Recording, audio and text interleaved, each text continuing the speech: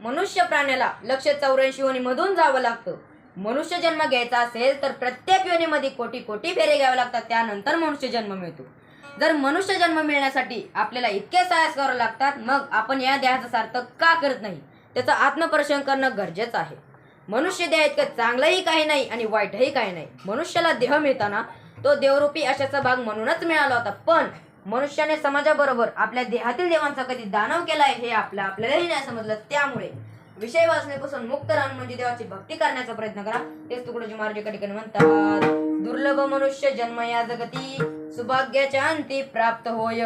फिरून आला कोट्यवधी फेरा, जीवा सामोरा मानव झाला.